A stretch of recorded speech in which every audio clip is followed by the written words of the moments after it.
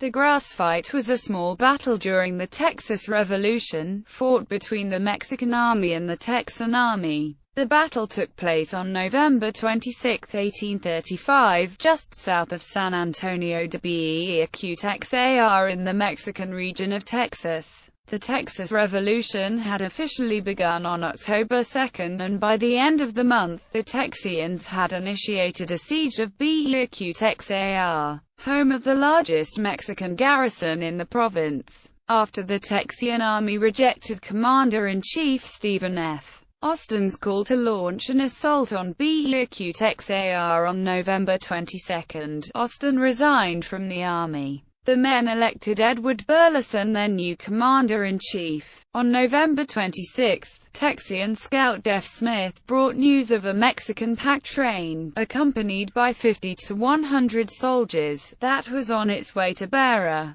The Texian camp was convinced that the pack train carried silver to pay the Mexican garrison and purchase supplies. Burleson ordered Colonel James Bowie to take 45 to 50 cavalry and intercept the train. An additional 100 infantry followed. On seeing the battle commence, Mexican General Martin Perfecto de Cos sent reinforcements from Beara. The Texians repulsed several attacks by Mexican soldiers, who finally retreated to Beara. When the Texians examined the abandoned pack train, they discovered that, instead of silver, the mules carried freshly cut grass to feed the Mexican army horses. 4 Texians were injured, and historian Alwyn Barr states that 3 Mexican soldiers were killed, although Bowie and Burleson initially claimed the number was much higher. Background: on October 2, 1835, Texas colonists attacked a Mexican force at the Battle of Gonzales, formally launching the Texas Revolution. After the battle ended, disgruntled colonists continued to assemble in Gonzales, eager to put a decisive end to Mexican control over the area. On October 11, the disorganized volunteers elected Stephen F. Austin, who had settled the first English-speaking colonists in Texas, as their commander-in-chief.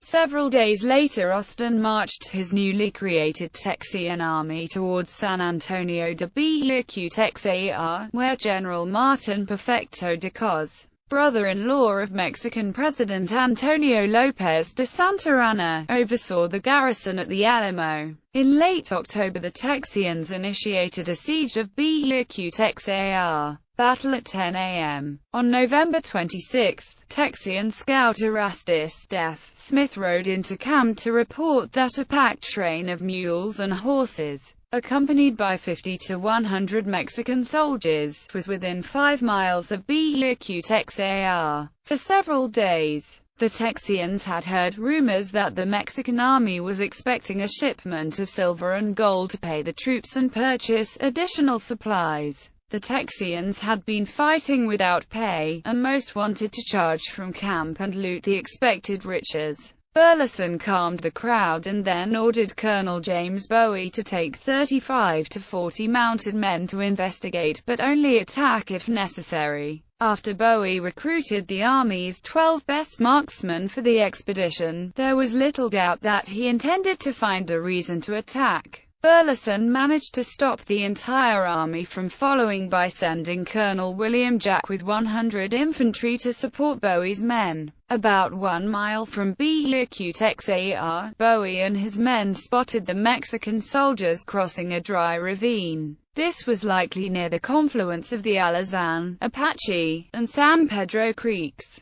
Bowie's men charged the Mexican party, scattering the mules. The mounted forces briefly exchanged fire, and then both sides dismounted and took cover in dry stream beds. The Mexican forces counterattacked but were repulsed. In Texar, General Cos saw the battle begin and sent 50 infantry and 1 cannon to provide cover so the cavalry could retreat to town. The Texian infantry also heard the initial shots and rushed toward the battle, at one point wading through waist-deep water. They approached the battlefield during a lull. The lack of noise made it difficult for them to ascertain where the Mexican troops were, and the Texians were surprised to find themselves between the Mexican cavalry and infantry. As the Mexican troops began firing, the Texian infantry troops dropped to the ground. Colonel Thomas Rusk led a group of 15 in an attack on the nearest Mexican cavalry. As those cavalrymen fled, the Texian infantry was able to scramble to cover. The Texian cavalry joined their infantrymen. Burleson's father, James Burleson, led a cavalry advance on the Mexican position, yelling, "Boys, we have but once to die. They are here in the ditch. Charge 'em!" The Mexican artillery fired 3 times, driving the Texians back. 3 times the Mexican cavalry attempted to take a small rise to give the artillery better position. They were repulsed. The Mexican infantry then attacked. Rusk wrote of the Mexican attack, "These men advanced with great coolness and bravery under a destructive fire from our men, preserving strict order and exhibiting no confusion. The infantry abandoned their charge when they realized that Texian James Swisher had led a band of cavalry to try to take the Mexican cannon. The Mexican forces then withdrew towards Beacutexar. Aftermath: 4 Texians were wounded in the fighting, and 1 soldier deserted during the battle. In his reports, Burleson claimed that 15 Mexican soldiers had been killed and 7 wounded, while Bowie claimed that 60 Mexican soldiers had been killed. In his book Texans in Revolt,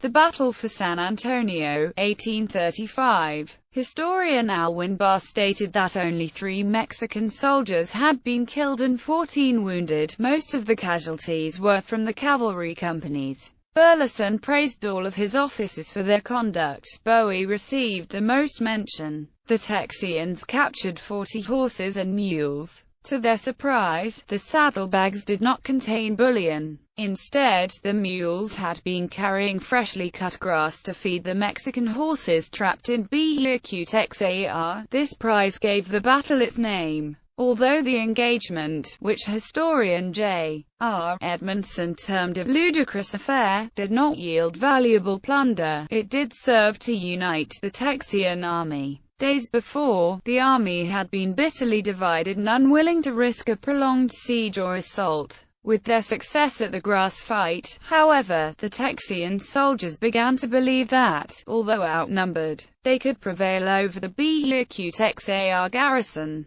The Texians believed that Cos must have been desperate to send troops outside of the safety of Beacutexar. Several days later, on December 1, a handful of Americans in Beacutexar convinced Cos to allow them free passage from the city. Although they had promised to leave the country, the men, including Samuel Maverick, instead joined the Texian army and provided information about the Mexican defenses and the low morale within the town. Buoyed by their grass fight victory, on December 5 the Texians launched an attack on Beacutexar. Cos surrendered on December 9.